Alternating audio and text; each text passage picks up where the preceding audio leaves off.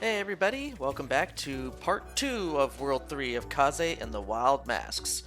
And we are going to a rather difficult stage. I feel like the second half of the stage is more difficult than the first half, but then again I've also had a lot more practice in the trial run on the second half because I just kept dying. And I can't remember right now in this post-commentary if it was due to the bonus stage or not. But either way, so these little spiky hedgehog-looking enemies, we have seen them so often throughout most of the game already, but it really wasn't until repeated attempts trying to get through this stage that I finally realized what they were.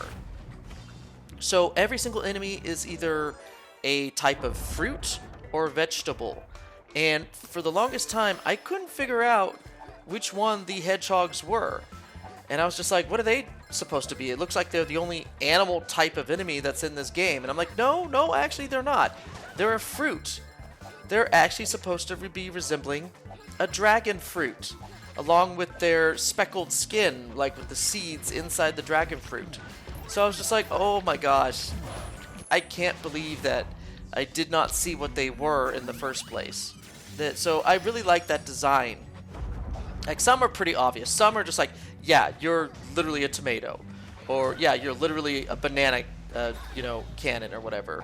Or this thing is like a watermelon sludge, watermelon slime. But I couldn't figure out for the longest time those hedgehog enemies. No, they're dragon fruits. They're literal dragon fruits. It's crazy. I love the design. But yeah, this is the second part of the stage where I had the hardest time. Not so much this section, but I think it's the section right after the bonus stage coming up. And yeah, these watermelon slimes, you can only hit them from behind. If you hit them from the front, they will bounce you back. And that bounce back can be very, very disadvantageous to you on certain platforming sections. It could really throw you off and cause you to die pretty much.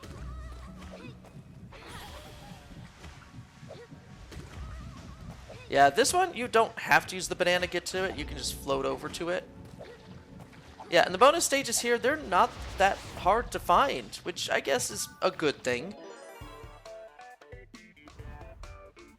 Okay, for some reason, the hitboxes on these things are very precise, just like the slingshots. And make sure you actually know which button you're pressing, either the jump or the let go button, because if you don't, you're going to come across some outtakes, which you will see at the end of this video, where I accidentally pressed the wrong button and I just dropped right off into the abyss and failed the challenge, which means I had to redo the whole level from the beginning. So kind of annoying that. So it was this last section that really threw me for a loop. I could not figure out in trial runs how to get through this section. But apparently you just have to hit each particular banana in sequence, and then again it was the hitboxes and accidentally letting go of these things that also caused more deaths in this final section. But right here, you're almost to the end. You just have to make it to the top. Nothing else to collect, just get to the goal. So overall, this reminds me of like Toxic Tower from Donkey Kong Country 2, but it's just not as bad. That level was worse than anything this threw at you. So I'm thankful that it was difficult, but it wasn't like frustrating. So now in between two relatively difficult levels, we get a breather of a level. Like, this level is remarkably easy. Like, I had maybe 1 or 2 deaths in my trial run, and then I think I got this one on the first go. I think this is the one recording I did of the stage. I just got through it without taking any damage on the first try. Yeah, you want to save some tomatoes on the way back so you can make it to this on the far right, to the gym on the far right. Because if you kill them all, there's no way for you to make it back when you complete the bottom row of tomatoes.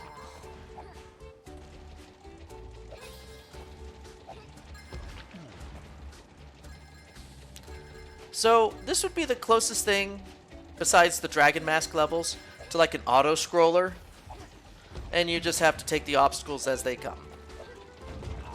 Thankfully, there's really nothing panic-inducing about this stage. It's all relatively easy to telegraphed, and you have enough time to react to everything. I have no issues with this level. I mean, given its place in World 3, and we only have 4 worlds in total for this game, I feel like it should have been slightly harder, or this could have been a World 2 stage instead, with maybe a variation, a harder one later on in the game. I don't know. This just feels like it's an oddly placed level for how easy it is. Not that I'm complaining though. It was nice to have something easy compared to what I just experienced in the last level, what I'm going to experience in the next one. So maybe there was a reason they put it that way. Who knows? Either way, both these bonus stages are nothing difficult either. So these motorized platforms, which pretty much provide the bulk of this particular level's gimmick, we never see them again. This is the one and only time you get to have this sort of, I wouldn't call it obstacle, but just stage theme, if you will. So I guess enjoy this level while it lasts, because you won't experience anything like it again in this game. I feel like they could have done more with it in a second stage, but it is what it is.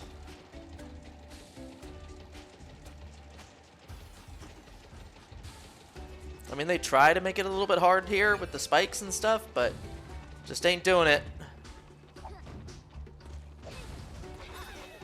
Alright, we have one last section left to go. One last ride to the end.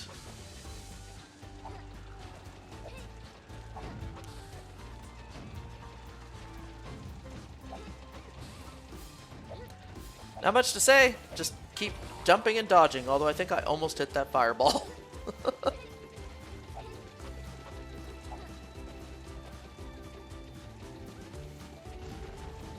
Okay, I was a little confused on my trial run what I needed to do there. You actually need to drop off and pick up the platform on the other side. So it's a little bit of a reversal of what you've done for the remainder of the stage. And yes, that was me checking if I had all the gems, because it just didn't seem like I had collected enough gems over the course of that stage. But I did. I did. There's enough if you collect them as you see them throughout the stage that you have plenty. More than enough. Okay. So this is a variation of the lights on, lights off stage that you had earlier at, I think it was like World 1-6. But now it applies to the ghost fish. The ghost fish was kind of a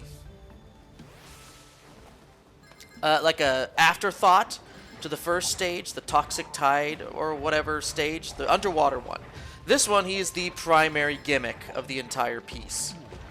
And you have to turn, yeah, you have to fall for the first bonus stage. It's a little hair-raising, but it's super easy to miss because you're more focused on the fish chasing you. But yes, you have to hit the blue blooms and avoid the red ones, because the red ones will make him speed up and reach you faster. And if you hit too many red ones, you've got no chance. You will lose. So here's another lovely auto-scrolling dragon level. And this one, I think, is probably the one which I had the most trouble in. There's a third one later on in World 4, but I feel like between the 3 dragon stages, this one was the most difficult. I think this one had the most issues for me, both in the trial run and in the actual recording. Yeah. So it's really hard to kind of figure out, ooh, oh man, you can do that without hitting the red bulb, but I made a mistake there and I almost paid for it. But yeah, it's sometimes difficult to figure out if you need to drop off a platform or if you need to jump off, getting ready for a double jump. you won't know except through trial and error and, of course, memorization. It can get really tricky, especially when you try and access some of the bonus stages, which I think the second one is not until the very end. Actually, this is the second instance where there's a bonus stage after the goal. So you pretty much have to get the first bonus stage before the dragon section, and then go through the whole level, and then get the bonus stage at the end of the dragon section. Now, it would be super cruel if they did the bonus stage from World 2, the one that broke me, and put it as the one at the end of this one. That would be, ooh, my goodness. Then I think this would be the stage that would have broke me in that case. But yeah, you're pretty much done. Just don't hit the goal yet. Just keep going to the bonus stage. As for this one, I think it's relatively easy. I think I had only one outtake.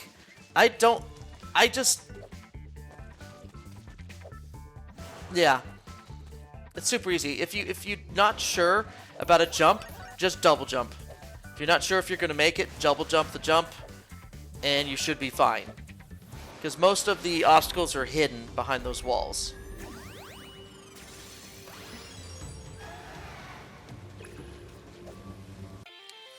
So, a relatively difficult stage to end the world on. But now we get to have some fun. We get to have fun with the bonus stage. Again, no invisible platform BS. It's just pure control of your flapping wings. Or ears in this case. So we're going to go back to the bonus stage. And along with World 2's bonus stage, or a special stage, I like this one. This one is fun.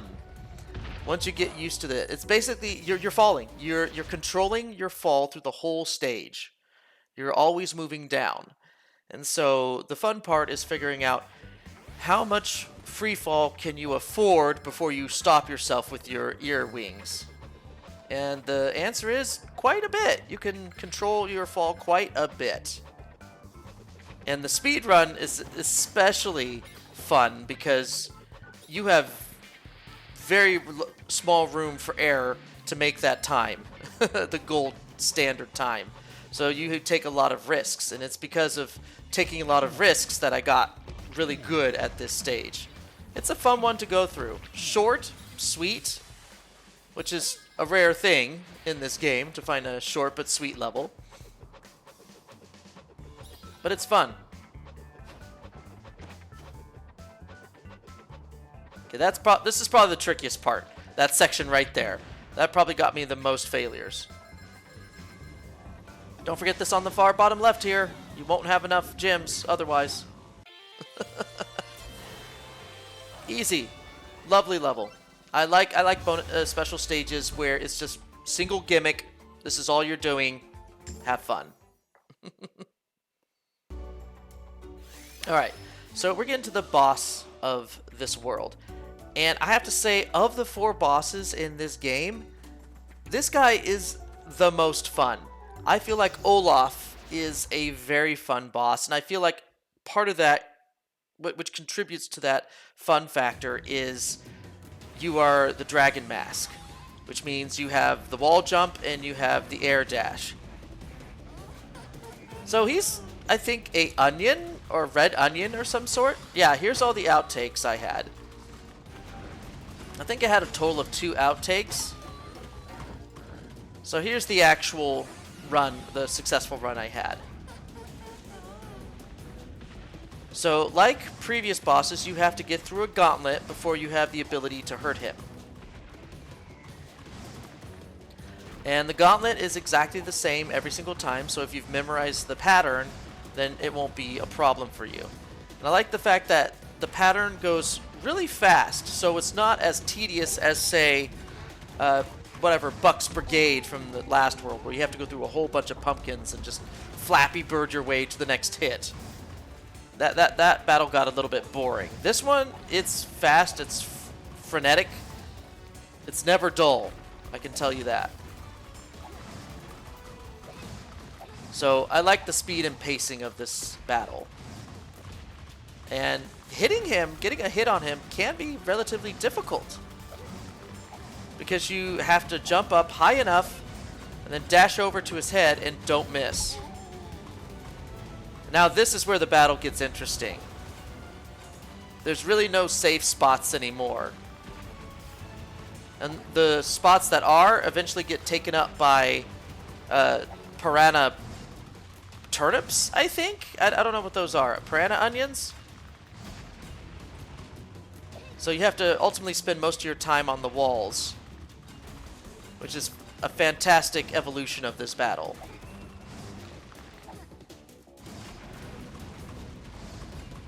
Okay, yeah, they almost set you up for failure on that third hit. Overall, fun boss. I loved practicing against him. I just wish all bosses were that entertaining in this game, and unfortunately they're not. But they nailed it with this guy. Olaf is good. He's a goofy little guy.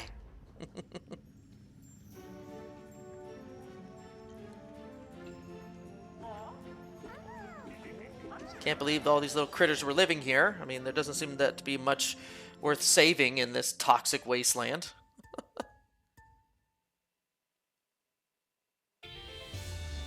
So that's World 3 down. I was a little nervous. I did not want to practice yet. I knew that World 4 was the final world, but I'm just like, wow, World 3 was easier than World 2. I can't imagine what World 4 is going to be like. It's probably going to be just as bad as 2, and I was kind of dreading practicing World 4, because I remembered a little bit of what I experienced, because I played this like a couple years ago before I actually started this challenge, so I had a vague memory of what World 4 was about, other than that it was pretty tough. Carrot Land, yeah. So, obviously, in Carrot Land, we got to start off with the standard lava level, so that alone did not inspire me with confidence. I was like, oh, this world's going to be bad. So it took me several days before I plucked up the courage to start practicing those trial runs for the recording. So, until that video, see y'all later, and stay retro. So a good chunk of my outtakes were to this level, and it's surprisingly not for the spot you think. Like, I told you I had a lot of trouble in the back half of the level, and that was true. For my trial runs, I had a huge, humongous issue with all those bananas and that last section just climbing up to the goal.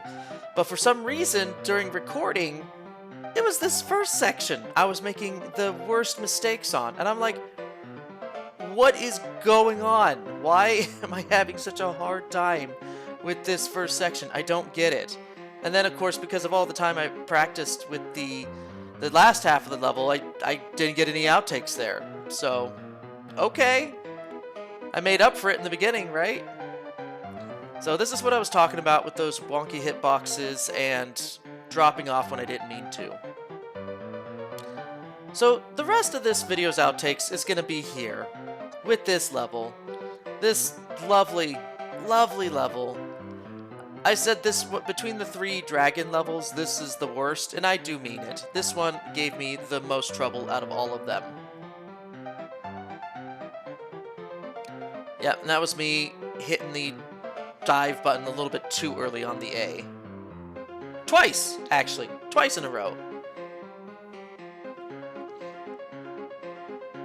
Like, even now, after I've beaten the game and played these levels so much, I'm still unclear the overall downward dive trajectory of the Dragon Mask. I can never fully figure out the angle there. So, the pattern never changes on the gyms, and if you keep moving and don't stop to go from gym to gym, you will avoid those coconut crabs every single time. And then I just had one single outtake to the area I said I was going to.